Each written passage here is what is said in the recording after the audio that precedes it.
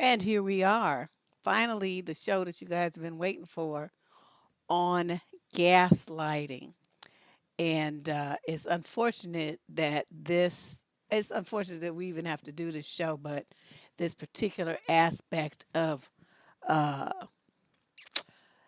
flatly, this is emotional abuse, it's psychological abuse, it's psychological warfare is what it is. And how would I describe it? It's a form of emotional abuse used to gain power over you, and it causes you to doubt your beliefs, doubt what you see, doubt your very reality. And why do men do that to women? As I always tell you, every single thing that they do of an abusive nature is designed to get you under their control. Oh, thank you. Who sent that? I missed it. Is everything that they do is designed to get you to control, under their control.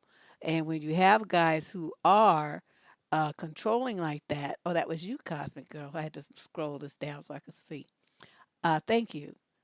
What you are dealing with is a dude who is like extremely insecure. He's very insecure, and he feels like you are as a woman a threat to him as far as having your own mind and challenging him and um, correcting him and making sure that he treats you well and all this kind of stuff. They don't want to do all that. They're not trying to do any of that. What they want to do is just have you. Yeah, I've used this background before, but I said, oh, let me bring this out, bring my hometown.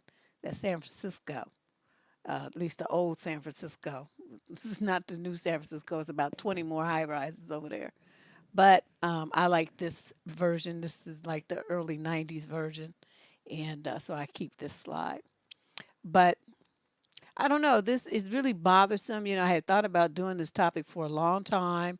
And then as we went through some of the advice letters over the past 6, 8 months, you can keep seeing this repetitive pattern where the guys were doing things and saying these crazy things to the women and then turning around saying, well, you're too sensitive and, you just took it wrong. And, why do you make a big deal out of everything? That's not what happened. That's not what I said.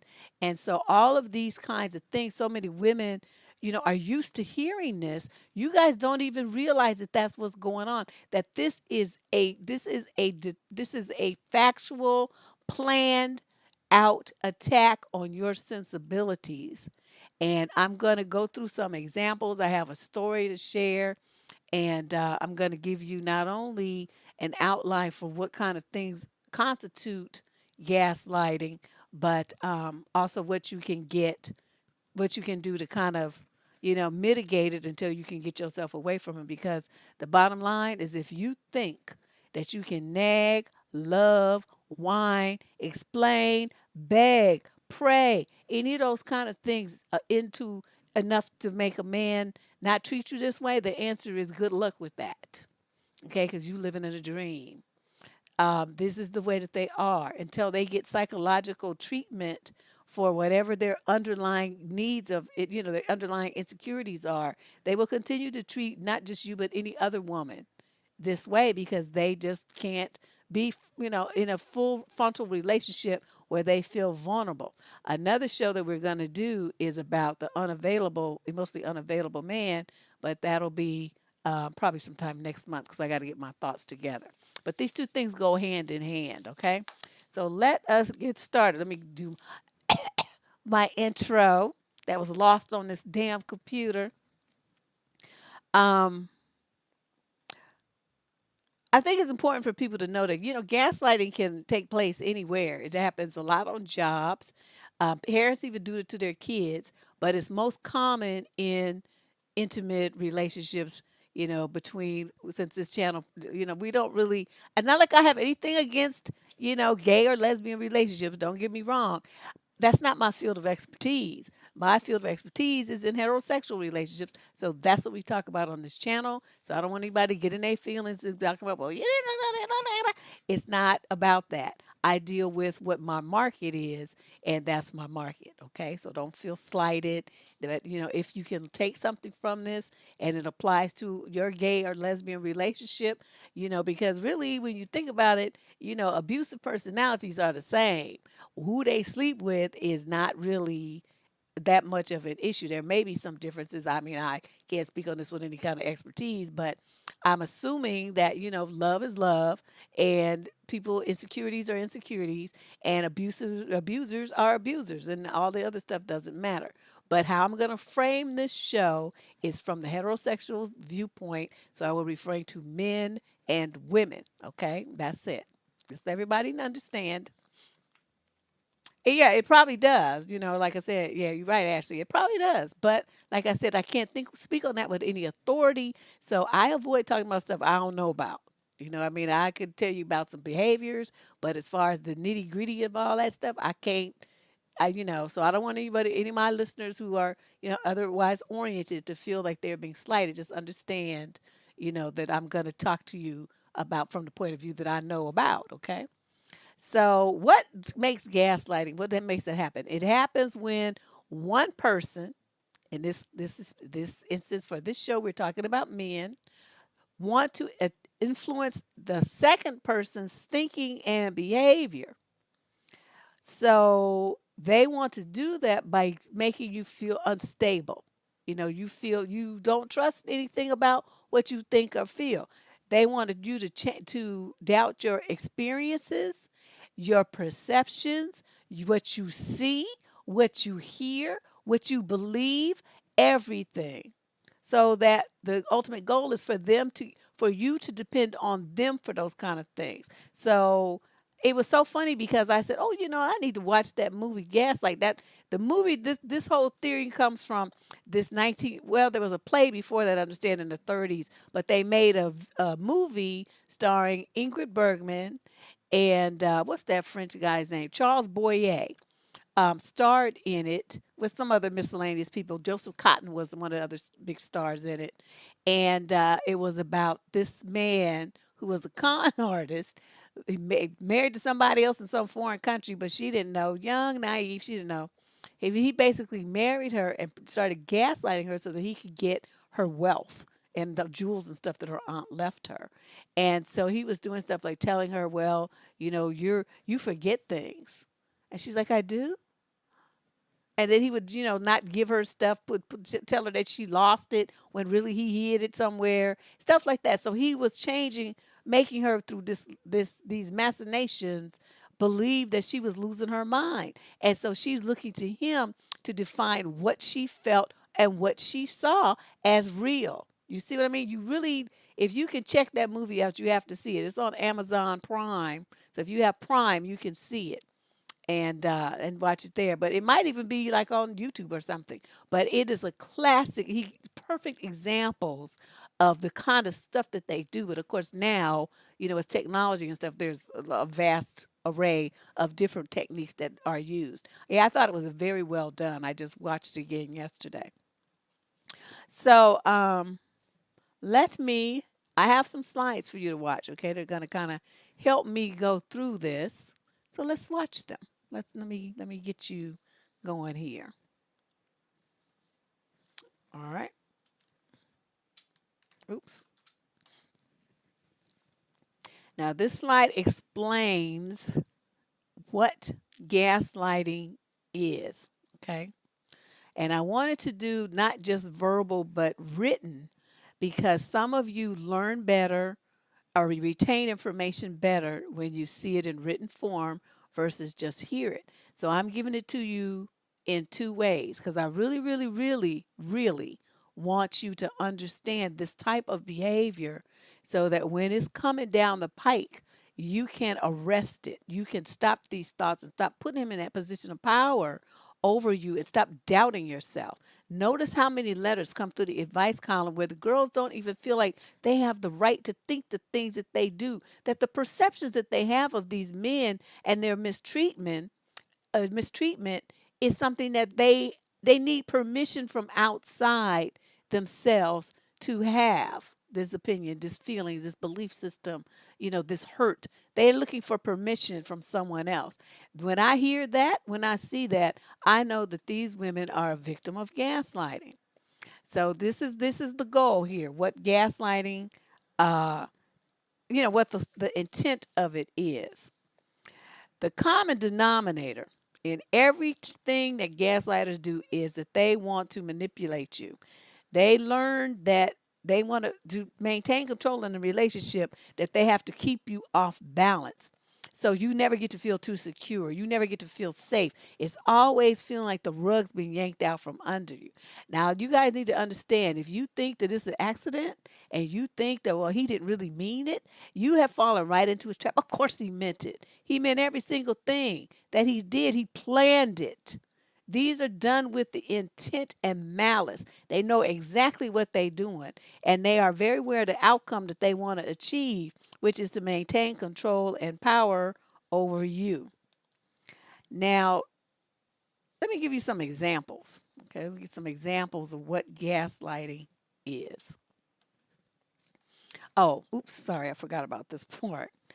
When you want to know what gaslighting uh, how women experience gaslighting. As I explained in the advice column, things, examples that you guys who are regulars have seen come across, the What the Fuck Tuesday.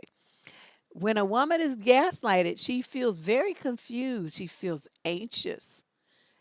She feels doubtful about can she do this? Can she believe this? Is this okay to do, think, feel? Some of them, feel like they're going crazy because the guy, they're saying, well, how can he do this? And I know I saw what I saw, and he did say that. And so, but the guys just keep denying it with a straight face. And so the women eventually start questioning themselves and things to the thinking, this is a liar, psychopath. Okay. But ultimately, what they feel is that they can't trust what they see, what they hear, what they think, which ultimately translates into they don't trust themselves. And those are the kind of letters that we've been getting. You don't believe me? If you missed some of the What the Fuck Tuesday columns lately, please go and listen to a couple of them, and you will hear the examples where the women ask at the end, is this okay? Is this okay for me to think this way? Is it okay for me to feel this way?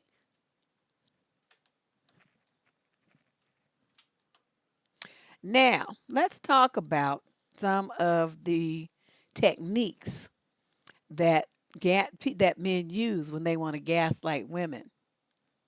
Countering is a very common one, and it was used a lot in the movie with Charles Boyer. Countering means that like you say, oh, on Friday, remember I told you we're going to go see so and so? Why aren't you ready? What do you mean you told me that? When did you tell me that? You never told me that. You said blah, blah, blah. Okay, so they're countering your statements with some fantasy thing that you didn't really say, or telling you that it didn't really happen. And so you're sitting there like, yes, I did. No, you didn't. You were confused. Well, who did you tell then? You didn't tell me. You see how that works? And the woman who gets caught up in it, well, yeah, it is denial, but that's not just denial, because they deny it and then they counter it with an alternative alleged fact. Okay, I don't want to just say fact, but they counter it with an alleged fact that is meant to correct you, you know. It's telling you that what you said is wrong and this is the way that it really happened. That's what countering is. Or they may say stuff like, well, you never remember things right. You always get confused. Are you sure? You know you have a bad memory. That kind of thing. Now, you don't have a bad memory, but you're going to be sitting there looking at him like, but wait, I know I told you this. And you said this, and you remember the dates and the time and all this stuff. Okay? But this happens a lot. It just happens a lot. I'll give more examples as we go through the show. Withholding is another one. When they withholding, they refuse basically to engage in the conversation with you. They can pretend that they don't understand what you're saying so they don't have to respond, or they pretend they don't understand what you're saying. So you sit there all caught up in the drama and repeating yourself over and over and over and over again, trying to explain it to them. Those are exemplified by letters like, how can I make him understand? He understood very well when you said it the first time. But he's just withholding that recognition and validation that he did because he wants you to keep jumping through hoops and getting all crazy. We'll talk about the silent treatment in a little later. That's another tactic. Um, and for the third one on this slide, trivializing. This happens when he basically belittles or disregards your feelings. You may get accused of being too sensitive, or you overreact all the time. You make a big deal out of nothing. You just always make, just blow it up and this and that. And, it don't bother nobody else in the world but you and all that kind of stuff. It's just a little bit, basically you're hurting and he's telling you don't hurt as much as you saying that you do. They even say that about labor pains and menstrual cramps. They don't have the uterus in the first, but suddenly they know more about your pain than you do. It can't be that bad. When you women make stuff up, I've heard guys say. See, they're trivializing, you know. Well, we're just talking about the techniques that they use in gaslighting tonight. Not every single narc behavior, strong woman, because we got a video series where I broke a lot of those down individually. But in this one, I'm talking about gaslighting only, and I'm talking about the techniques that are used with gaslighting. Okay. So, yeah, that's how they trivialize you. When you have a valid concern, you have a valid pain. Your feelings are valid. They're real. But you just be blowing stuff out of proportion. You just making a mountain out of a whole molehill. It ain't that big of a deal, I swear. You always just over exaggerating everything. Okay, so now let's go on and add the other three, which is denial, diverting, and stereotyping. So in denial, he just gonna flatly deny that what you said happened. He's gonna deny. Well, basically, he pretends to forget. That's what that is. He pretends he forgets. How things happen, certain events that happen, or the details of how they happen. He would pretend to forget what you told him, facts that you've said to him, things that he told you. Right? That means some of them just deny that they said it or did it at all, and they just accuse you or whoever else you're quoting from making it up. When some of you have actual evidence, and he's still gonna say, "I don't know what you're talking about. That didn't happen. That did not happen." And if then they deny it enough times, eventually you start to believe it. Now, unfortunately, that's one of my tactics with men. I will deny till the earth, till we reach the end of the earth. I don't know what you're talking about. That did not happen like that. You tripping. Yeah, they make you seem crazy. But, when you have somebody who's just as crazy, like who actually probably is crazy, I just use those techniques back on them. But, this isn't really about that. This is about you guys recognizing when it's happening to you and protecting yourself. Okay. So we talked about denial. Now, diverting. He's going to change the focus and the focus of your discussion, you getting on this case or whatever, or your questions that you ask, and he's going to start talking about your credibility instead. Another term for this is the straw man argument, where instead of dealing with the issue, they attack you personally. And you don't know about that technique. Look it up. It's called the straw man argument. So it's kind of it's somewhat along those same lines. So instead of saying, well, I disagree, I don't think that's right. Oh, this just another BS idea you got from no knucklehead friends of yours. Okay, but is your statement true? I mean, the question that you ask, why are you trying to dodge them? Why can't you just answer the question straight up instead of trying to deflect it off onto somebody else? Diverting and deflection is the same thing. And the final one is stereotyping.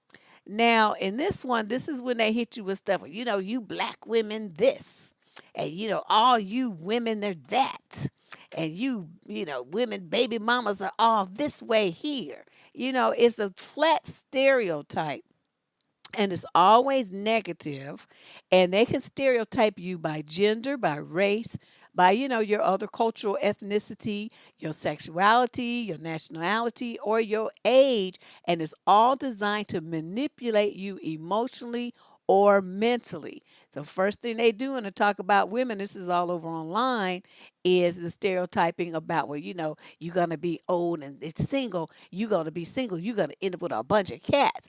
Okay, is that not a stereotype and a gaslighting?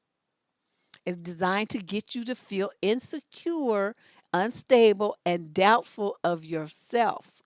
So see what I mean? So you don't even have to be in an intimate relationship uh, to get gaslighted, whatever the phrase is. They do it to you online. Yeah, you women are this and you women are that, and all you women just want to marry us for our money and this kind of stuff. Total stereotypes. It's really ridiculous. Now, let me share a story about a gaslighting situation. Hold on a second. I've got way too many pieces of paper in my little raggedy hands. Okay, here we go. This is the story of Devonte and Monique. This is a story that's put together from a lot of different sources, but in putting it together, you know, in other words, this is not a real couple, okay? This information is collected from a variety of letters, of different experiences and compiled into one so that you can it'll be a very excellent example for how these kind of relationships go. So Monique and Devonte have been dating for a couple of months. Monique thinks she's met the one. Devonte is generous, he's kind, he's supportive, and he's very funny. They fell in love quickly and moved in together shortly after their 1 year anniversary. But as soon as Monique signed a lease on their new apartment, it became evident that there was some trouble in paradise. Devontae had been warm and affection, but suddenly that fell off. After several months, Monique noticed that he has become more cold and withdrawn. He lashes out more often. He creates just crazy, nonsensical arguments in which he uses Monique as a scapegoat for every issue. And he criticizes her about something on a daily basis. It's almost as if he's gone a personality transplant and went from the once charming and down to earth man she thought she knew to some kind of rogue fool. He has also stopped paying his half of the rent, claiming that he has been struggling financially ever since they moved. Though Monique remembers him enthusiastically choosing this neighborhood where they currently live, he now complains it's too expensive for his taste, and he accuses her of being the one who is extravagant and wanting them to live above their means. Did you catch that? He's the one who wanted to live in this neighborhood now, but now suddenly it's her fault. She notices, though, that he has more than enough money to spend on getting drunk with his friends and gambling late into the night, but he grudgingly agrees to pay his half until he gets back on his feet. Monique recognizes that Devontae is not only taking her for granted, but taking advantage of her. But when she finally confronts him one night as he stumbled into the apartment at a ridiculously late hour, his response is absolute rage and defensiveness. He accuses her of not trusting him. He calls her all kinds of horrible names. He threatens to leave and never come back. He refused to speak to her at all about his behavior and ends up going to stay at a quote friend's house, leaving Monique in tears and filled with anxiety about where he went and when he's coming back. In the midst of all of this, she starts to wonder if she's been maybe too hard on him, right? Yes, Dust. I see that, Ravinia. Yeah. Has she been too hard on him? See what I mean? She's doubting her perceptions now.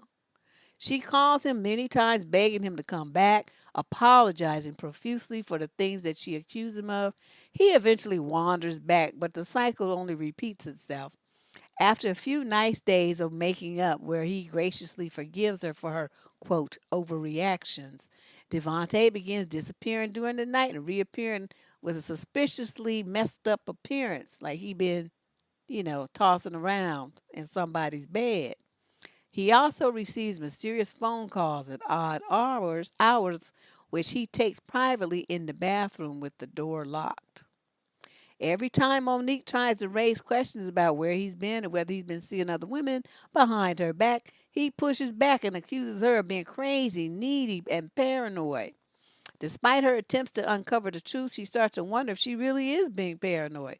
After all, she doesn't really have any facts. She hasn't really actually caught him. It's just his highly suspicious behavior that is very different from what he had when they moved in and when they, quote, fell in love.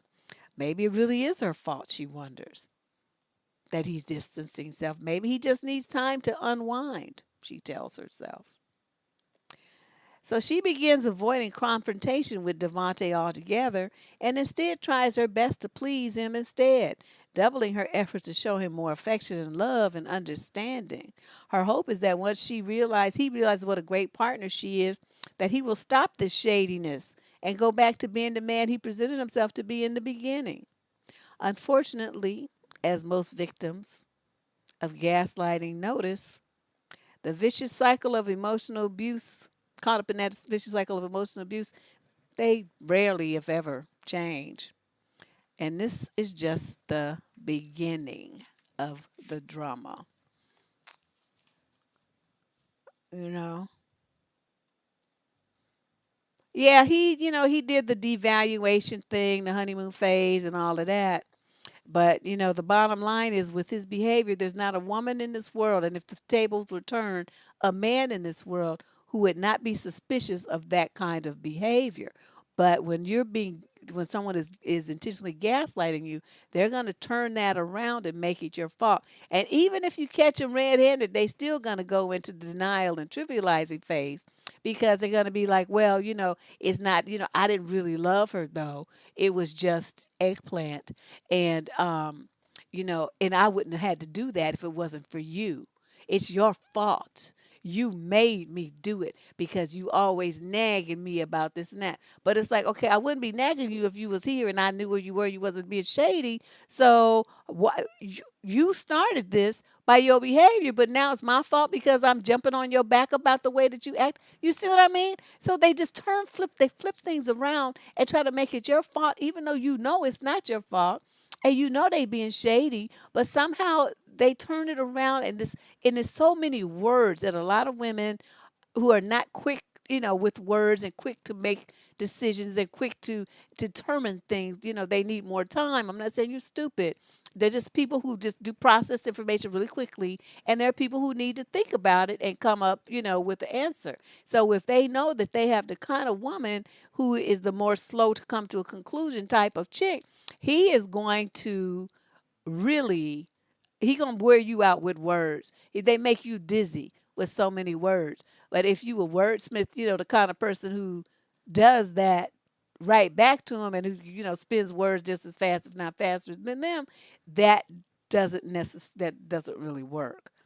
And but it's interesting still to watch. It's like an experiment to watch them do that. If you watch them do it, because after this you're gonna know what to look for. You're gonna know how to recognize it when they're doing it, and then you can just look at them like you're doing an experiment in biology, just looking under the microscope, like, wow, this what Dad was talking about. Look at this going on. Which one is this? He's trivializing. He's denying.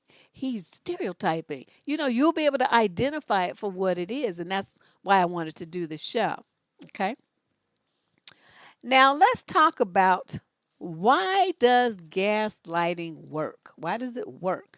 This is very important. There's quite a few reasons. Um, Basically, any existing doubt that you have about yourself, that's why I worked to go so hard on you guys about your confidence and boundaries and things. Those are so key. when they come into your life and they realize that you don't have it, you have low self-esteem, you don't really have any confidence. Oh my God, it's like you have a target on your forehead. It's just gonna be narc central in your life. You guys, we really, really, really want to work on that. So we're gonna be working on that again, like I said, was that Tuesday on in February. Please, if you are not a subscriber, ladies, please become one so that with them 28 days of programming that we're going to have, you can get a notification every day for the new show so you can come to the ones that you really identify as you needing help with. Okay, this is important. If you're not a subscriber, you're going to miss it. And it's nothing like being there live with the guests to be able to ask them questions. If you just hear the recording, I mean, that's good. But if you can make it live so that you have the opportunity to ask your question of the guest, because I always give you guest time, it's going to be really key for you to heal and get your self-esteem and your confidence back up so that you can deal with guys like this without becoming their victim. Okay, it's very, very, very important. All right. It is. It's a total game changer. Thanks, Nikki. It very much is. So I implore you to make sure that you don't miss any of those shows if this is an issue that you're struggling with. All right. So let's talk about why it works, okay? So if you got some self-doubt and you kind of confused and feel weak about yourself and stuff, you don't feel that you really are smart, you can't really do it, you're afraid to try things because you're scared you're going to fail. All those things indicate low confidence and they see you coming. And oh boy, oh boy, oh boy, oh boy. Chef Boyardee, oh boy. This is going to be it's going to be messed up. And those of you that have a lot of trauma, those also very shake your confidence, and you're likely to become a prime victim of someone, a narc who wants to gaslight. Gaslighting also exhausts you, like your internal fortitude. If you stay in those relationships, it's going to just wear you out. It's going to wear you out. Always try to explain and, run around and check on him and see what he's doing and, make sure you're thinking about what's he doing and feeling like you can't really say what you want to say. I'll get into that in a minute because you got to think about 50 different ways to say stuff to try to avoid him gaslighting you. And it just never works. I mean, you should be able to approach your man and just tell him, bam, this and that, blah, blah, blah. But if you find yourself sitting around thinking about how you going to say it because you're trying to get a certain reaction or to keep him from reacting a certain way, you can bet gaslighting is somewhere in your relationship because that's not normal. And if you have that kind of situation, you might be one of the kind of people, this is again is a struggle with low self-esteem and low confidence. You can't validate yourself. You need someone outside of yourself to tell you that you're pretty, to tell you that you're smart, to tell you that you're good enough, to tell you that you're talented. And and I've talked about this many times, when you are needy like that, when you have that kind of vulnerable, needy personality, which you don't have any confidence, and you feel like he, quote, gives you self-esteem, end quote, you are going to be a victim. Because he's going to come in, he's going to be telling you all kind of stuff to blow your head up and make you feel better about yourself. As soon as he's ready, he's tired of you and he wants to start destroying you because that's what they do. Okay? That's what they do. Then he's going to start and he's going to start picking you apart. And all the things that he said that helped build you up before, because, it was a false sense of confidence you had based on his words. Then he's going to start telling you other stuff and he's going to hit you with all this and make you feel like you're the ugliest, slowest, dumbest, most failure-ridden individual on this planet. And you would have given him that power. I done tell you all the time, you got to stay out your feelings. Okay? It basically makes you feel you have no self-worth.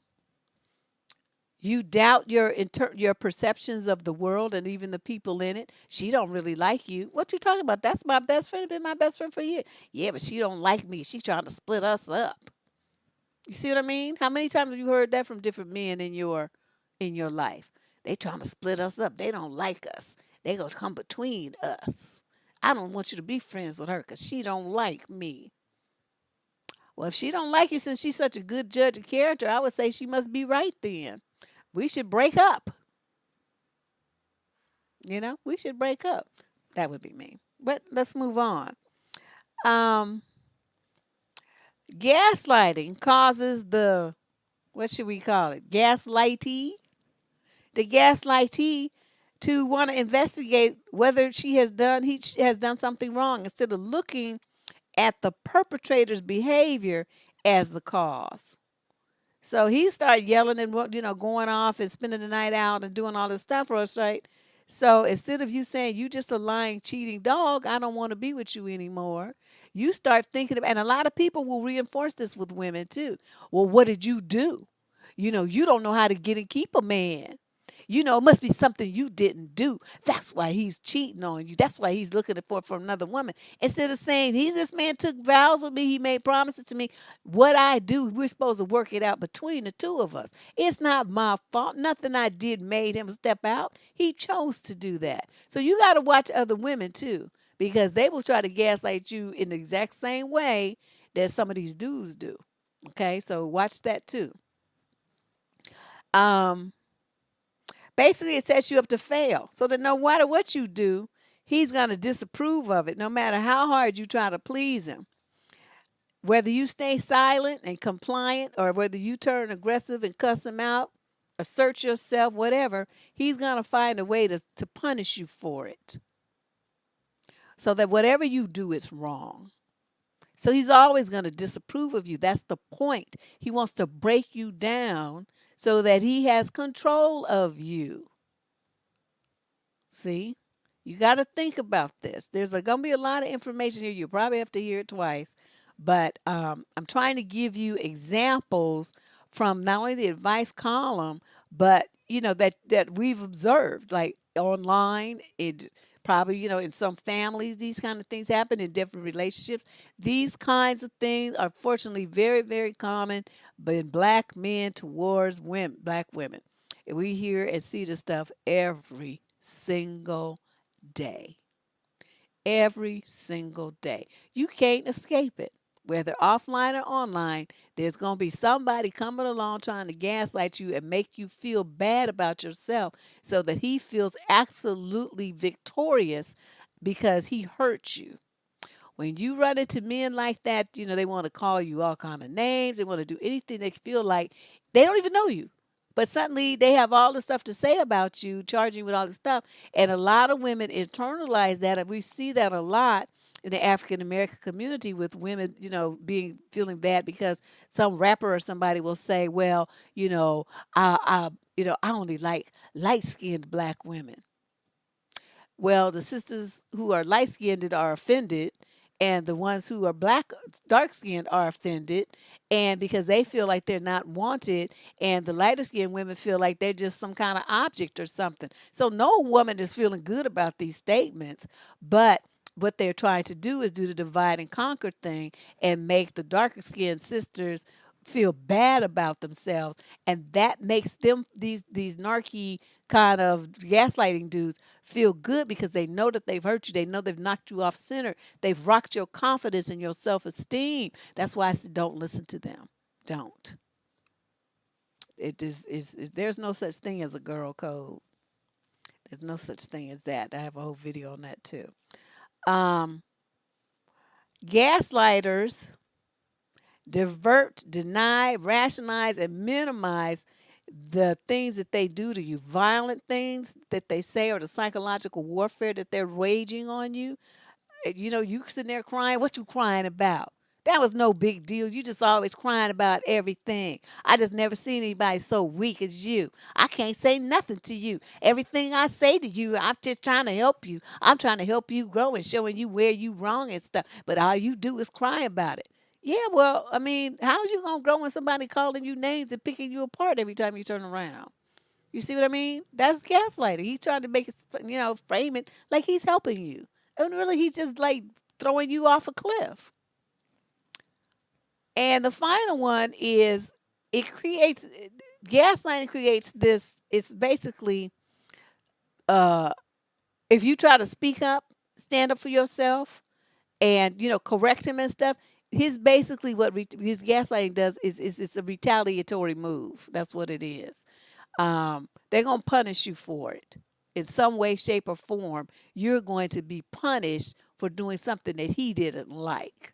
Because even you're supposed to only do stuff that he likes to please Mr. Grandmaster Flash or whoever the hell he thinks he is. Okay. Now let's talk about the 15 signs of gaslighting in a relationship. I have slides for you. Okay. I want to reinforce these things in writing. So here we go. 15 disturbing signs of gaslighting in a relationship, not at work, not online. This is in a relationship. Let's talk about these first five. He's going to, number one, he's going to focus on your flaws. Okay. He focuses on what you find are your weaknesses. Now, I remember a letter that came in a couple of weeks ago, and a woman was saying how she had lost her hair. She developed some kind of, scalp disease or something, and she was very sensitive about it. And while having just a regular evening with her boyfriend, he suddenly decides to start, teasing her about her hair. Said something about how, it wasn't sexy because she didn't have any hair. And how she wrote in about how hurt she was and everything. Well, he already knew why she, did it, something out of her control. He knows this makes her feel bad. There's nothing she can do about it.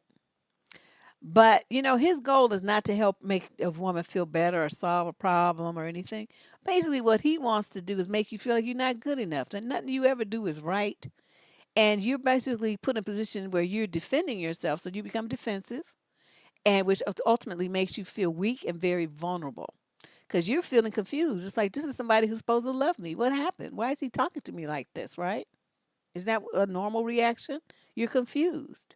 And every time you turn around, he's picking you apart. He just focuses on what your weaknesses are and what your flaws are. Oh, absolute garbage. You are absolutely right.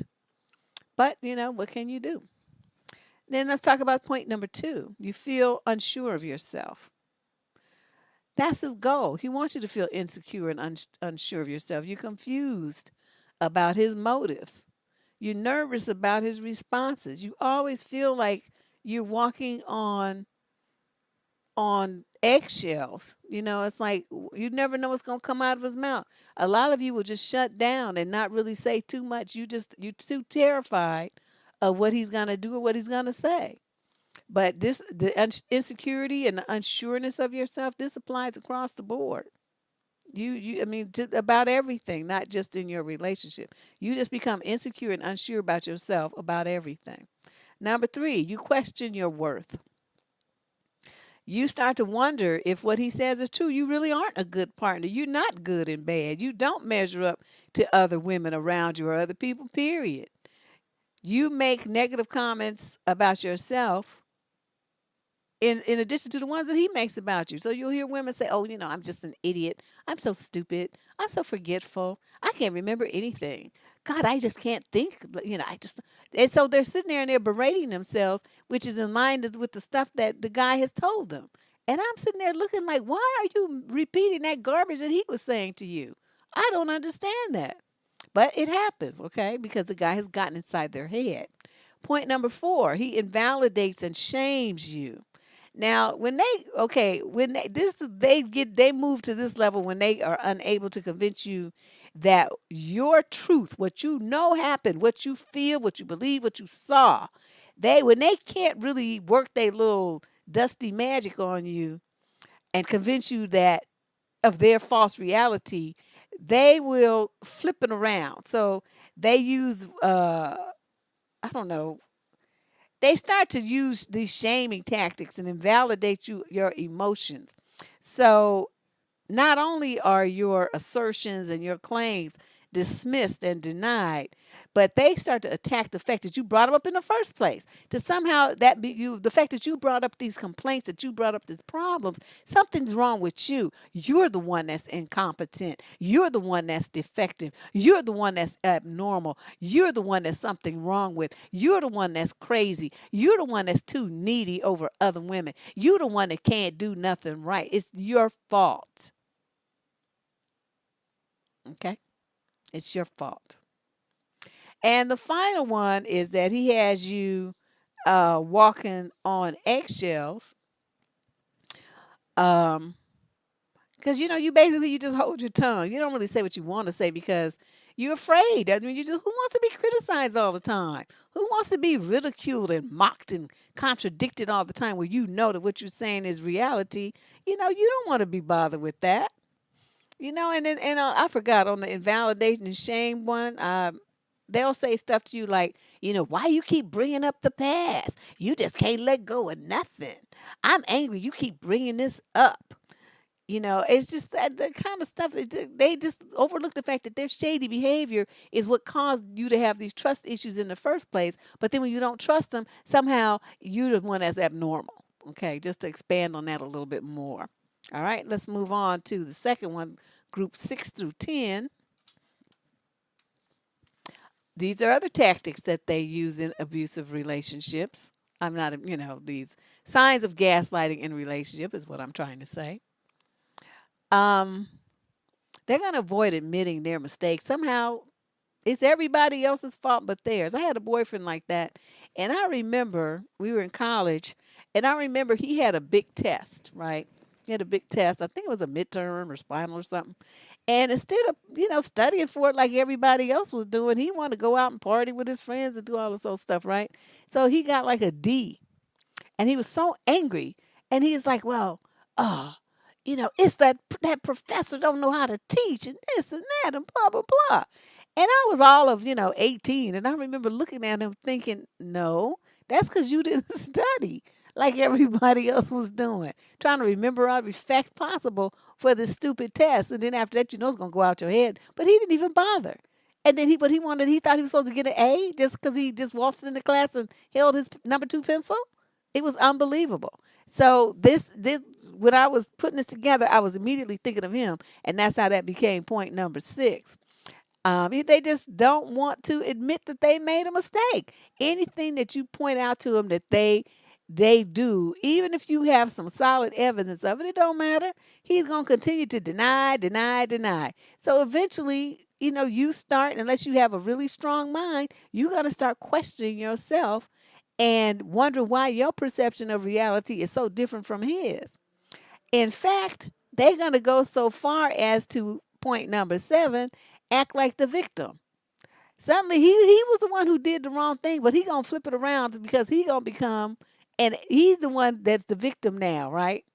So after he blame shifts and makes excuses, then he's going to try to make everything your fault with a whole new array of accusations and untrue statements.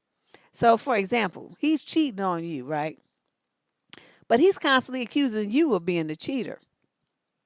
They lie. He gonna lie like a dog. He just lies like a rug. He just lies for no reason. But somehow you the one that get blamed and being accused of being a liar every time he turns around. So then after this happens, right, we move on to point number 8. So you just tired of hearing it. You don't have really any proof. I mean, you can't jam him up like a court of law kind of evidence. So then you end up saying you're sorry. Not only do you say you're sorry right now, but you say that a lot. Everything out your mouth. Oh, I'm sorry. I'm sorry. I'm sorry. I'm sorry. I hate that word. That's why I don't ever apologize. You guys understand me a little bit better now? I'm not sorry. I did it because I wanted to do it. And when you have that kind of attitude, you will not be falling prey to this stuff. You just be looking at them and then you'd be like, ooh, let me pack my stuff and get up out of here. I'm not dealing with this. So, these women, a lot of, they apologize even when there's nothing to apologize about. I mean, nothing even happened. They didn't do anything. But the first thing out their mouth is, oh, I'm sorry. Basically, this is a sign that you've been shut down. You've been shut down in so many ways. You can't even speak your truth. And then you start to wonder, well, maybe he's right. Maybe I am too sensitive. Maybe I am always overreacting. So you see what I mean? So you start apologizing because you start to believe what he's telling you that you are instead of what you know that you are. You put his perception and his fake words in as a priority and being more authentic than what you know. It's so much BS. It's not even funny. And point nine, they attack you. They attack you so much that they just wear you down. These guys, and some of them, they will just sleep deprive you so that they harass you, calling you all the time, even at work. Why did you call me back in 33 seconds? I know you wasn't that busy. Who was you talking to? You was with some in. You was doing this. You was doing that. I know you was. So basically, you know, they just wear you down to where you don't even really defend yourself. They tell a little lie here, they little put down there, they call you a name, they attack something that you hold near and dear, like your kid, your hobbies, your figure, some talent you have or something, or even your job that you're very proud of and worked very hard for and was studied in school for years. Your education, that's a big one they like to get on women about. Well, your degree ain't gonna keep you warm at night. Your degree. And it's like, okay, well, yes, it is, because my degree made me get a whole bunch of more money than you make. And so I get to have like all the heat in the world that I want in my house. So it looks like it is keeping me warm in some way, isn't it? But you know what's so weird about this, the wearing down part, is it's not so overt. It's these things I'm telling you, I'm summing them up very quickly. But these things happen over a period of time. They have to build up your trust in them first before they can start waging this war on you. Otherwise, it won't work. If they come in the door with this kind of stuff, most women will see it at exit stage, right? They're not trying to put up with this kind of stuff. So that's how they do. They put that little lambskin on and they get you caught up, and then they jump out, that wolf jumps out, and they start their campaign of terror. That's how it goes. And the final one is, this is the real key now. Even what was it, Pavlov's dogs experiment. I don't know if you guys studied Pavlov in school. Most of us did. The experiment he did with intermittent reinforcement, and the rats pressing on the bar, right? And they get the little tidbit, they get the tidbit, they get the tidbit, and then every so often they would get an electrical shock. Well, did that keep them from pressing on the bar looking for the little tidbit? No. They take the shock, they press the bar, they take the shock again, because they know that if they keep pressing it long enough, they're going to get a tidbit. That intermittent reinforcement is the same tactic that men use on women. They'll dog you, dog you, dog you, dog you, dog you, and then all of a sudden, they'll be really nice to you, right? And so you remember that part. And so you keep trying to get him to do that again, just like the little rat pressing the bar, hoping to get a little Scooby snack. You take a lot of abuse. The rats took the electrical shock. You take all kinds of verbal and emotional abuse because you keep hoping that you're going to get that Scooby snack if you press the bar long enough. Okay? Let me move to my final slide for these 15 things. Point number 11, he's going to constantly correct you. Everything you say is like he's your mother and it's you in grade school or something. You make a statement, but he's going to say, "Oh, well, that's not quite what happened." Or he talks over you, like in a crowd, and like you're trying to tell a story. Well, no, what really happened is this, and then he'll, tell his version of events. And so he's doing stuff like that. And did you end up, doubting yourself, saying, well, I could have sworn you said, I thought you said that kind of stuff. So if you notice this pattern where he's always always causing you to question your memory of events, of things that happened, of things that he said or other people said, understand that gaslighting is a part of your life. Number 12, he minimizes his treatment of you or your pain. Now, what they do here, they know they did something that hurt you, but instead of acknowledging it, he's gonna minimize the impact that it had on you. He's gonna say stuff like, "What are you talking about? That wasn't even abusive. You just making a mountain out of a molehill. It didn't hurt you that bad. You just being a crybaby. It's barely bleeding and the bruise isn't that bad. It'll heal up in a minute. I didn't raise my voice. As usual, you overreacting and misinterpreting things. So what if I cussed? Are you a child? Do I have to censor myself now? I can't even use adult language around you because you're so damn sensitive. You see what I mean?" So those kinds of things, they even, like I said, they even take it to the point where your labor pains and your menstrual cramps aren't that bad. Well, you're just making that up. That's not a big deal. That's the kind of stuff they say to women. Point number 13, he gonna call you crazy. Basically, what he's doing there is questioning your emotional stability and your competence as a person, or especially as a woman, as a mother, as a wife, as an employee, as a talented artist, as anything. They're gonna cut your driving. I mean, they will attack anything that you do very well. You're very quite competent at it, maybe getting paid a big sum of money for it, but somehow he knows more about it and he could do it better and you ain't doing it right. You know, and they hit you with stuff like this. So you mad, right? You mad, you jacking them up about something. Are you off your meds? You acting kind of unstable. You must be on your period because you just flying off the handle about nothing. You really have issues. You need to learn how to trust people. I haven't done nothing to you. You tripping about somebody from your past. No, that was you. It's the past, all right. That was yesterday, and that was you. God, you're crazy. They'll say stuff like that. You need to calm down and think about this before you start talking. You blowing everything out of proportion as usual. That's all you ever do. And sometimes they'll even triangulate, right? You guys know about that. They're gonna bring them they witnesses, they co-signers, they flying monkeys, in other words, to basically augment their argument and their position so that they feel like you don't you're outweighed by all these people. Well, it's only you that's thinking that way because Sarah and Johnny and Fred agree with me. Well, I don't care. It's four fools. What you want from me? You know what I mean? That don't mean nothing to me because you got four fools agree with you. Number 14, you basically, by enduring all of this, you become too insecure to even make a decision. These are the women who can't even decide what they're going to wear, what they're going to buy, how they're going to do their hair. They have to run and ask their man about everything. Oh, I have to ask Roger, what he thinks. I have to ask Roger, if I can cut my hair, what he thinks is he's going to like it if I, dye my hair. I have to ask Roger if I can go there. I don't know. I don't know. I don't know. Roger, should we have this kind of steak or that kind of steak? Which one do you think is the best? You've been cooking steak before you ever saw his Dusty, but you know what cut of meat you know how to buy and what it's going to be like and all this kind of stuff. Oh yeah, they hit you with the hormones in a minute. So it's the kind of thing that it's a no-win situation for you ladies. It's just no win.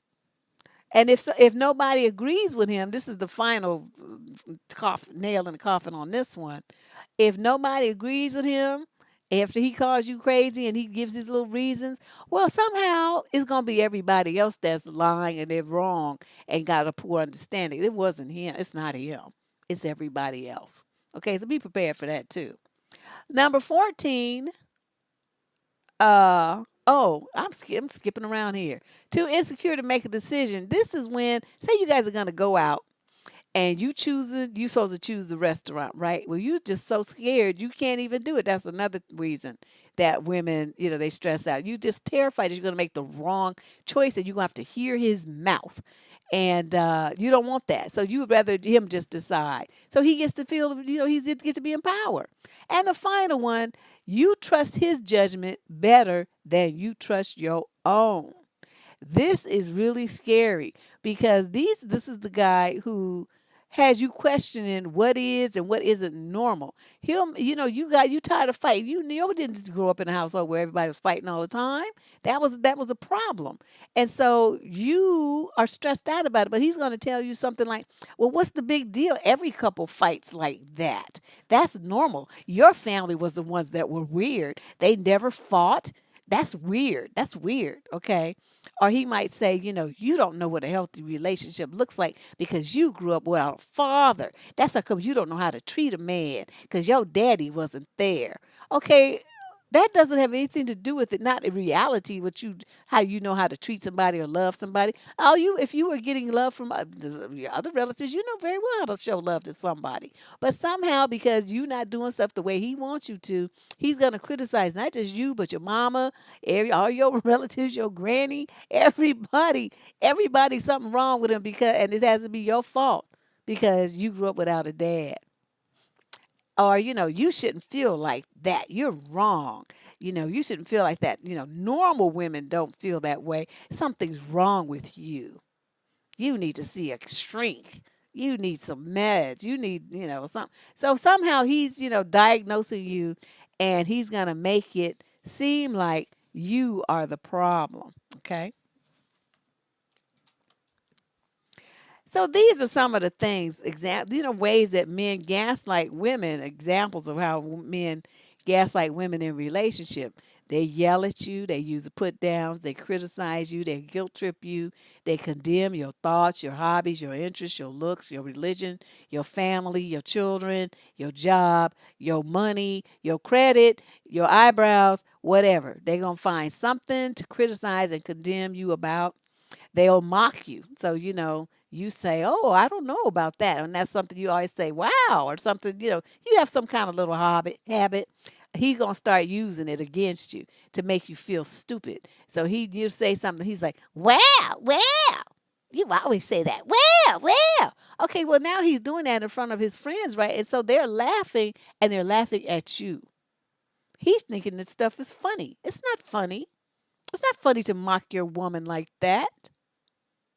What about her little things, her little habits or eccentricities? That's not normal for a man to do that. But it's basically these the silent treatment, all this kind of stuff. These are ways to intimidate and punish you for these imaginary crimes. These things he claims that you did so wrong, and you didn't really do anything wrong. But there you go. You're gonna get punished anyway. Another form of the intimidation is they're going to ask you these quick, repetitive questions. They might be slightly reworded. They might. But you're going to feel like you should be under the hot light sweating in cuffs and stuff, the way that they ask you all them questions. Basically, this is what I was talking about earlier about how some of these guys they find a woman who is a slow processor. She needs time to think. When she hears things, she doesn't respond that quickly. Those are the ones who will be victim to this kind of behavior because they're going to ask you they'll fire these questions at you repetitively and get you like dizzy and off balance. You're going to be very confused because you don't listen that quickly. Or you listen, but you need to think about what you just heard before you can respond. He's not going to give you the opportunity to do that. He's just going to keep firing question after question after question after question. Yes, honey, FBI, what they call it, Homeland Security, all kind of people all in the room just firing questions at you. So you just feel awful. You feel awful. So, once he gets you to that point of confusion and he making fun of you and everything, you feel really bad and you feel really weak. And that's when he's going to be nice to you because he sees that he's broken you. You're broken. So now it's time to kind of build you up again so he can break you again. Because, see, once you like totally broken, there's no fun in it for him, right? You just a piece of yourself. There's no fun in those are the ones that leave you because he needs a new victim. And then they leave these women shattered and on some, psychiatrist couch trying to piece her life back together. I want to get this information into your hands before that happens so that you recognize it when it's coming down the pike and you can put a stop to it. The main thing about these kind of guys is if you don't know what's happening, then you're more likely to become a victim. When you recognize what someone is doing to you, you can put the brakes on and extricate yourself from that situation safely with your mind, heart, body, and self esteem intact. That is what I want for you guys. That's what I want. Okay, so let me um, tell you another story. Okay, let's give you another example about gaslighting. Okay, so this is about Angela and Terrence.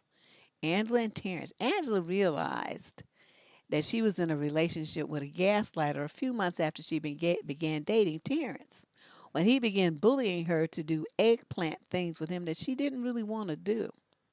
She was attracted to Terrence, and it felt good to be desired by him. I mean, dude was fine, built up, handsome, smart, all the things, check, check, check, check, check, that a lot of women look for. Terrence was all of those things. Terrence is a guy that I used to, well, I mean, okay, where did I get this name from? Terrence, this guy I used to like in high school. He was too old for me though. He was a senior. But I just thought Terrence was the ultimate and cool, but Terrence wasn't, as I found out later. So that's where this name came from, because I was thinking about him. So, she was attracted to Terrence, right? And she felt hurt and confused when uh, she said no to some of his advances, and he responded by calling her names like a prude and frigid and a tease. He reminded her that there's a whole bunch of women out there that would jump at the chance to be with him. You ain't the only one. You need to be in line because all of this, they will be all over me. You lucky that I'm with you. It was that kind of thing, right? So after hours of his pouting and anger and snide comments and snarky remarks and criticism and taunting and teasing, she usually would give in. She didn't really want to, but she would because she was basically tired of hearing his mouth. So that's one way they coerce you into doing something that you don't want to do, doing using gaslighting techniques. This happens with a lot of young girls who feel like, I don't want to lose him. How often do we hear that? I don't want to lose him. It's my first boyfriend, but I don't want to lose him. And their mothers need to step in and interfere with that line of thinking. I don't know where that comes from. I never heard anybody say that until I started doing advice letters. And then suddenly I was just like every woman in the world. Like, did I not socialize with the right people? I don't understand. But suddenly, yeah, everybody was saying how um, they, you know, they didn't want to lose the dude and they was accepting all kind of abusive nonsense. So here's another example. So say you find this email or a text that your man, your husband, your committed boyfriend, your fiance has sent to somebody that he works with, some female, and you looking at this and you're like, this is totally inappropriate considering the relationship that we have. He's not a single man. Why are you sending some woman this kind of text or email or message, whatever? What's really going on here, right? And your feelings are hurt and you're feeling confused and you're feeling, doubtful and wonder where he's coming from. And those are all normal things because what he's doing is a threat to your mental and emotional safety and the sanctity of the relationship. There's no woman who wouldn't react that way. Okay? I mean, if she likes to do it, otherwise she'd be like, whatever. So you step up to him about it, right? You like, dude, what is this? And he's gonna say, well, this is nothing. Now you done read it, and you seen that this is obviously something, right? Because it uses language that he uses, the words that he's talking about. Sometimes they send a picture, and you know what kind I'm talking about. So it's really hard to um, misinterpret this, right? You, this ain't right. This is not something that you send to a coworker that you ain't trying to get with. Okay, you know this, but he just says you misinterpreted it. You the one that's overreacting, and why are you always like this? And it's just a coworker. It don't mean nothing. You tripping. He got to work with these people. Why would he do something like that? And he's got to go to work with them, and that's not right, and that's against company policy, and you know that, and blah blah blah blah. So at the end of all of them words, right, you're gonna be like, well, yeah, it is against his company policy. Okay, yeah, it might be, but that doesn't mean he didn't violate company policy. You see what I mean? It's like he violated it. And I'm telling you, I'm so evil. I would be like, ooh, screenshot, email to myself and email to his boss and say, look what they doing. Isn't that sexual harassment? Shouldn't he be fired for that? We're like, why would you want him to get fired? Why wouldn't I? You're not going to treat me like that. I'm telling you, fire with a flamethrower. I'm going to send it to your boss. You'd be lucky if I don't send it to everybody in your company to show them how trifling you and that B is. See, that would be me. We're not gonna fight about it. I'm gonna just get you, I'm gonna light you up. That's what I'm gonna do. So, stuff like that. But somehow, you the one that's misinterpreting what you see this and somehow, it's your fault. You overreacting. But you ultimately end up, second guessing yourself and your perception of what you just saw and read and all of that. And so you go along with the story that he tells you. I'm telling you, there's the screenshots of mother. Screenshot, date, time, all that in the picture. Yes, this is a screenshot of yeah. But in my example, it was a coworker. But I mean, it could be anybody. It could be something, because they be sliding into folks' DMs online, all kind of stuff be going on. But that was just an example that I used. He sent it from his phone. She's looking at the phone and she sees the, checks exchange. And so, and an example, and this one was like just earlier this month, one of the advice letters, I think this was maybe 2 weeks ago, a young lady wrote in about dating a guy that had ED, right? He was, I think, 43, and he remember the one where he had to have surgery on his Johnson because he had had something and somebody jumped on it and broke it, and he had to have surgery. And so he basically, because his stuff didn't work, after they had tried 3 or 4 times or something, sitting there at dinner time, he starts bringing it up and he tries to flip it to be her fault, saying, well, you don't excite me. And not even accepting the fact, well, so many years ago, you had some big girl flying through the air, landed on you, and it broke your stuff. That don't have nothing to do with me. Right? And luckily, she didn't stand for it and she went smooth off on dude. But, you know, it was his medical condition and his injury were the cause of his ED. It had nothing to do with him being excited by her. But notice the flippage, the gaslighting. But luckily she was a smart young lady and she didn't go for it. Remember that letter? You guys remember that letter? Because I was like, ooh, you should be having big girls flying through the air landing on you. Dude, you shouldn't have done that. But I guess he'll regret that for the rest of his life. So anyway, those are just, some classic types of examples that happen a lot in dating relationships and in marriages. One of the partners is gonna you remember that? He got Lizzo. Yes, that's right. That's what somebody called it. So they're going to use that and those manipulative tactics to basically try to gain power and control and dominion over their partner because of their own shaky sense of self. Someone who is confident in themselves does not ever need to try to control someone else. That is the furthest thing from their mind. They're not trying to exert that kind of energy on controlling someone else because they realize it is more difficult. It's difficult enough to control yourself. So how are you gonna have the energy to be trying to control some third party? I mean, like, where they do that at? I'm not trying to control nobody. Even a situation like this, I'm not trying to control you guys. I'm trying to educate you. I have been confused, accused of that. You just wanted us, you don't want us to be happy. You don't want us to be in a relationship. Oh, I want you to be in a smart relationship. I want you to choose wisely with a man that's going to meet your needs and who's going to be there for you. I don't want you to waste time with some knucklehead. So, I mean, if you want to have a relationship with a knucklehead, go for it. Nobody's stopping you.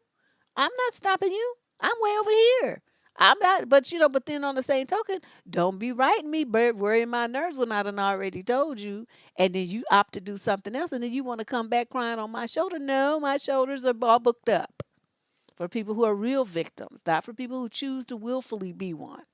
Okay, so don't bother me if that's a decision that you choose to make. But yeah, you guys, I get all kind of evil emails from people and posts on the thing. Candace be telling me about it because she screens the comments too. And people post all kind of crazy stuff, calling me all kind of names and stuff. I never see them. She just deletes them. But they be really upset, that the videos and the comments on the letters, advice letters and stuff, are calling them out on their behavior. But it's like, unless you the one that wrote the letter, and I'm not talking about you, I'm just talking about an issue. Now, what happens, you is pinching your toes and you getting all bent out of shape, but don't nobody know you from a hole in the ground. I ain't never seen your name, your face, or talk to you or nothing. So it could hardly be about you. But that's how they take it. And honey, these women be hot as wet hens. What they say, my grandfather used to say, mad as a wet hen. But it's not that kind of party. So, some other examples of the gaslighting kind of techniques. So you ask your man, why he didn't take out the trash. The garbage can, you could hear him now. And you see the trash still in the kitchen.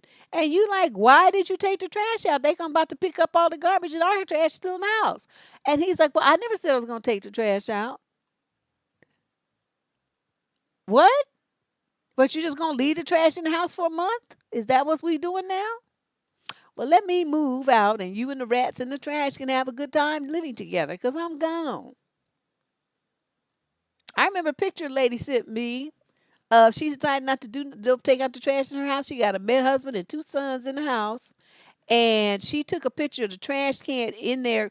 Honey, trash overflowing like a mountain and it falling was all on the floor and everything. You think one of those males decided, oh my God, look at all this trash. Let me pick it up and take it out with someone actually having to tell me to do it. Let me show some initiative. It was the wildest. I probably still had a picture on my computer. I was outdone. And she was living in a house with three men, yeah, I mean, teenagers, not like little 4 or 5 year olds. I'm talking about teenagers and a husband. And not one of them lazy, dusty bums got up to take that trash out. They was waiting for her to do it. I'm like, I would have put all that trash. They would have pulled back their cover to go to bed. Trash all in their bed. Now, I bet you're going to take it out now, aren't you? And you're going to wash them sheets and you're going to bathe. There's an extra work. That's your punishment for not taking the trash out. Now, of course, I could have taken the trash out because to put it in their beds is extra work. But you know what? What can I tell you? Flamethrower. Your shit going to be stinky. Your mattress going to be stinky. I hope the tomato juice and everything else, that rotten chicken stuff from the juice from the package, sinks into your mattress. So you have to clean that too. All that. And then I bet you in the future, you're going to see two things in the trash and you're going to take it out. Because you're going to have a flashback. And you're not going to like it. You're going to remember that smell. For the rest of your life, you're going to remember that smell. See, that's how I do things. I can show you better than I can tell you. I'm going to tell you one time. You need to take out the trash. That's your job to do that every week. They pick up the trash on Thursday. On Wednesday night, you need to put the cans, go through the house, put all the cans out, and put the can to the curb. That's what you do. I'm going to tell you once. You got a calendar. You got to watch. You know when Wednesday is. Why I got to tell you every week, take the trash out, take the trash out, take the trash out, go get the trash out, put the cans in, put the can out. I'm not doing that. You remember when you going to get some booty? You remember when it's time for your ass to eat? I bet you remember all of that. So you can remember when to take out the trash. So see, I'm like that with men. I'm not going to tell you but one time. So, this nagging thing, Deb, don't nag. I'm going to tell you once and you don't do it, you're going to suffer all the repercussions. All of them. And I bet you remember after that. So, she put them in your bed. See, that's what I'm saying. See, my mama would have had to do that exactly one time. But I always just wash the dishes. I wasn't trying to try her like that. She was 5'2", but she was hell. And was not trying to tangle with that woman. I was not trying to do that. I tell you, I saw her do that Bruce Lee punch on my older brother. He was standing by. He made the mistake of standing behind her on the right side, right? Mama at the stove cooking, do. And he in her ear talking smack. He over here talking, just yanning, running his mouth. Right? My mother said, shut up. He didn't shut up. So my mama put the spoon down. You know how the little spoon rest thing? Put the spoon in a little spoon rest thing. And then she didn't even turn around. She just took her fist and she went, bah! Like Bruce Lee, just right in the lips. His blood went everywhere. And she was strong. And so his mouth was. And so we were just, me and my other brothers were just looking like, wow, that's kind of jacked up. Maybe you shouldn't have done that. So, I wasn't trying to mess with her. So she said, that make sure you wash all the dishes before you go to bed. Done deal. You can consider it done. She didn't even look. That's right. She was just like, what? And his lip was messed up. And so I was like, anyway, me and my side stories. So that's like just to provide a little levity. So you guys know this is a very heavy and kind of sad subject. And it is so prevalent in relationship. It happens so much, and women just put up with it and end up with shattered self-esteem, zero confidence, and you go out from that relationship out, back online, you trying to do online dating, or whatever, you trying to get back out there, and you don't need to do that, because you got like the target of weakness and vulnerability on your forehead. And the guys who are like this opportunists and design, those who are weird control freaks are going to see you coming, and it's just going to be a nightmare for you. So I want you guys to study this, recognize, look for these kind of things when guys say, "Don't be trying to gaslight me. I know what happened. Stop it." Just if you want to be direct. Otherwise, you can just, leave and never return. So let's talk about how you should respond. Of course, that's one way. Do that Bruce Lee backwards punch. Oops. What did I just do?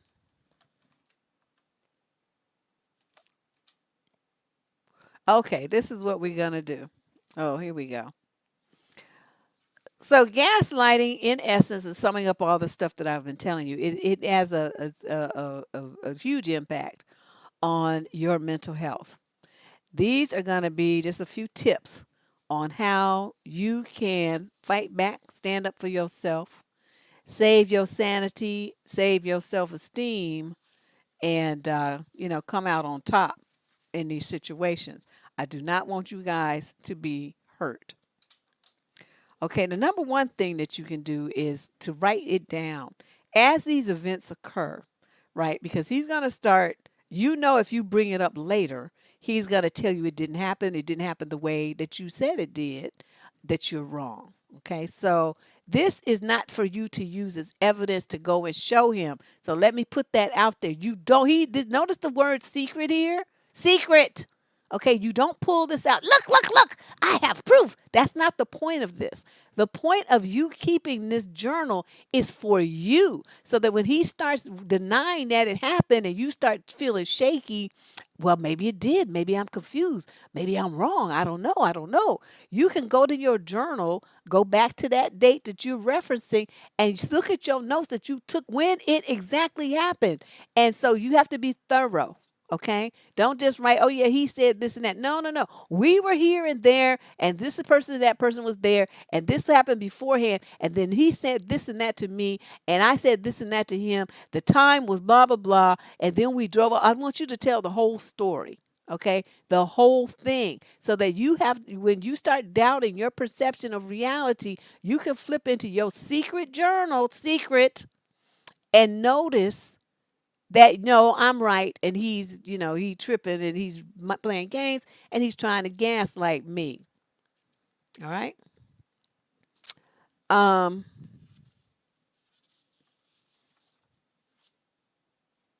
Yeah. So, for example, say you got a journal entry. Okay, we talking about Devontae's raggedy butt. Devontae called me a really terrible name today, even though I asked him multiple times to stop calling me that. It made me feel so degraded when he did it again, and he never apologized. When I called him out on it, he insisted that I was being hypersensitive. But the reality is, I asked him many times to stop, and he disrespected me. He continues to violate my feelings. He disregards my feelings. He violates my sensibilities. He disrespects me. And it just appears like my feelings don't seem to matter to him at all. Date, time, location. Okay? Now, I'm just saying terrible names. I didn't put what the name is, but just fill in the blank yourself. You see what I mean? That's what a typical journal entry might look like. That's just an example. All right? Let's move on. Talk to somebody outside of your relationship that you trust. Now remember, the gaslighter, is his goal is to have you depend solely on him for your reality. He wants to be the one to interpret what you feel, what you think, and what your reality is. Okay? This is his goal. So if you talk to someone that you trust outside, I don't know, a family member, your best friend or whatever, even a therapist, and it relate the events that are going on, it's going to help you get some outside perspective, because this person's not trying to gaslight you. They're being real with you. They love you. They care about you. They're going to give you a very solid and realistic perspective on the situation. And this also helps you by, relating these stories to these third parties. It helps you create an external and additional to your journal, an additional record of the happenings in your relationship. You see what I mean? So that you're going to have somebody that's going to say, no, girl, or if they're around and he says this stuff, no, that's not what happened. This and that's what happened. So you see what I mean? You're going to create a situation where you have some backup. That's important for a lot of people. Collect photographic evidence. Screenshots. You find something on the phone, you find something on the computer. You don't have to do the screenshot on the computer. What you should do is whip out your phone and take a picture of it with your phone, okay? Now, this becomes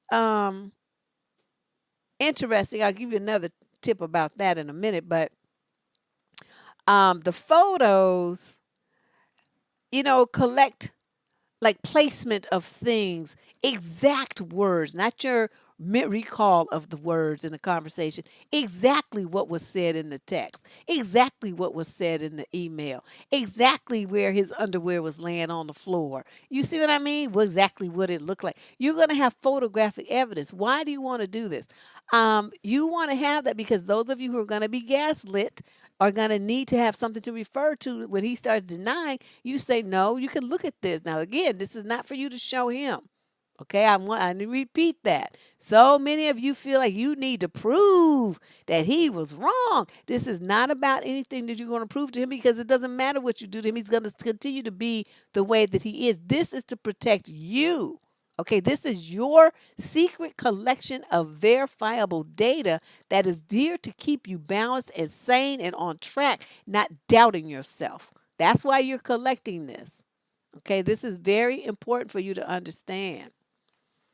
Now, the other thing is, okay, yeah, you take pictures, you're also going to share your evidence by storing it in a secure place. Someplace on the cloud is good as long as you do not keep a cookie on your computer or on your phone. It should be cleaned out from your browser history. Are you hearing me? A lot of people don't even know how to do that. Go into your settings for your browser. Clear cookies and clear browser history when you close the browser. That window should be checked. Okay? That window should be checked. If you don't, you just go in and you delete everything. Now, what you want to do when you eat, say you have, it's a picture that you saw, or you did your screenshot on your phone. You want to send it to some secret email service, or you send it to a trusted friend or family member who's keeping this photo of your evidence for you. That works too. So after you do that, you delete the evidence from your phone. Why do you do that? If you're in a situation with a gaslighter, you are in an abusive relationship. A lot of these guys, it goes from mental abuse to physical abuse because they want to control you the utmost way, in every way possible. So you have to, cover your tracks and make sure that you don't leave anything for him to use against you. Okay, you want to do that and have the evidence off. Again, this is for you. This has nothing to do with him. You're not going to whip it out. Yeah, I have pictures that I put in Google Drive to prove that I know what you up to. Shut up.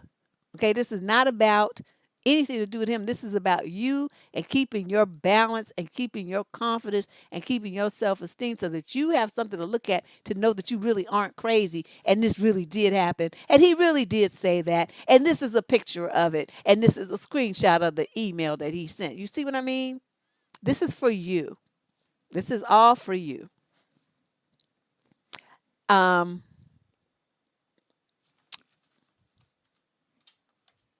You can make sound recordings. You have an app on your phone. You can record, little sound clips. You can also email those and store them on some cloud-based storage things. Some phone companies, like your Verizon, they have like a thing you can store things there.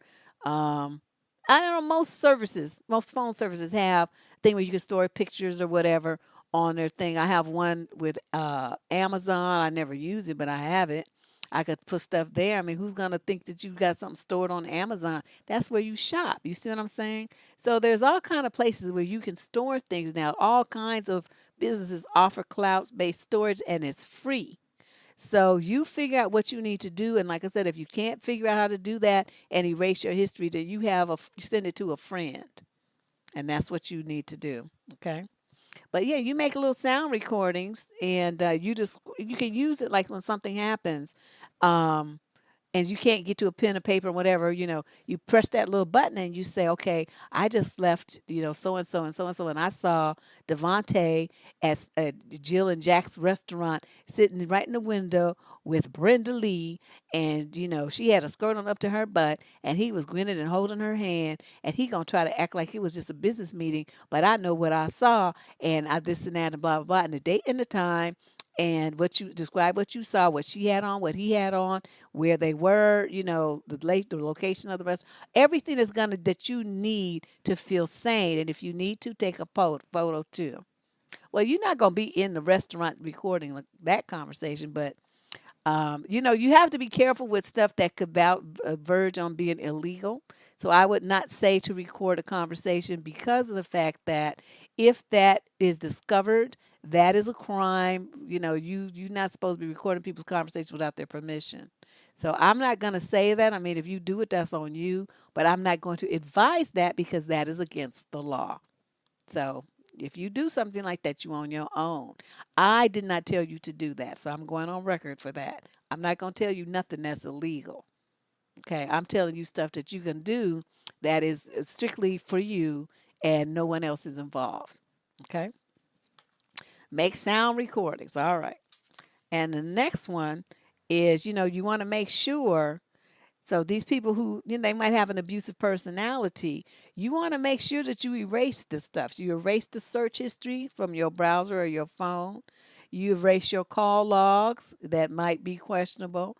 You erase your logons. Do not store logons on your phone or computer for any of these kinds of um, these kinds of sites. You don't want them to even know where to go out of all the millions of places where you can store data.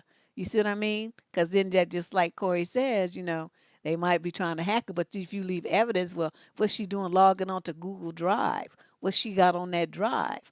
Well, yeah, but good luck hacking into Google, though. If you got a strong password, good luck with that, because they will lock your account down versus let somebody in it. And text history too. You texting your friends what happened, what you just saw, so that they can have a record of it. Well, you need to delete it off of your phone after you do that. That kind of stuff. Don't leave your evidence around. Remember, when you were dealing with these kind of people, that remember that their goal is to make the victim, their chosen victim, question their reality and depend on him and his interpretation, perception of your reality, your thoughts, your feelings, your behavior. You're looking at him to define who and what you are, what you think, everything. That's what he wants. He wants to have that kind of ultimate power. So you're like a marionette on a puppet string and he's just yanking you around. So, and while they do all of that, they avoid any kind of responsibility for what they've done and said that hurt you. That's their thing. They're not going to accept that they did it, that they said it. They're not. They're not going to do it. And I think this is the biggest point for women is to understand that no matter how much you beg him and you pray and you plead and you whine and you wish that he's going to change and that he'll stop treating you that way, that he won't, that he'll stop, basically, that he'll go back to being that loving, romantic person that he was when you first got together with him. You have to remember one thing: his need to control you is pathological. And it's greater than anything else, any amount of love, any amount of caring, even their own kids sometimes. I mean, they just, this is just too much. They just be doing the most. I don't know what else to say about it. But you know, it's something worth really thinking about and really watching out for, because this kind of stuff wears on you. You're in a situation where someone is, is contradicting everything that you say in your reality. I mean, at some point, most people are going to start to feel like a little loopy, crazy or something, because after all, you love this person, you trust this person, you are like, if it's for him to be right, that means I'm wrong. And most women are so quick to blame themselves, they're gonna put him in the position of being right, and that means that they're wrong. Whereas in my life, I'm always right. So I don't know what you talking about. You tripping. It's like you on one, dude. I can't be dealing with you. You all up in left field some damn where. I can't do that. I cannot do that. You know, So this is a hard truth. I think it's a hard truth that a lot of women just haven't faced, that they're in these kind of relationships, and they usually go hand in hand with many other types of narcissistic tactics. We have a whole video series here. I think it's about 20 videos, 25 videos in the playlist. I'm going to add this one to it, about narcissistic abuse and the stories that women have told about dealing with their narcissists. So if you, and these are firsthand accounts of the stories of with these guys, it's just a nightmare. And these are only like 25 women that have shared their stories, and it's just, just kind of project that by the female population. How many women are dealing with narcs? And how many women are dealing with verbal and emotional abuse of this nature, doubting themselves? No wonder most women have low self esteem. I mean, you start thinking about it, it's like they're dealing with dudes like this. Then no wonder they have no confidence and low self esteem. These guys they will put forth a major effort to break you.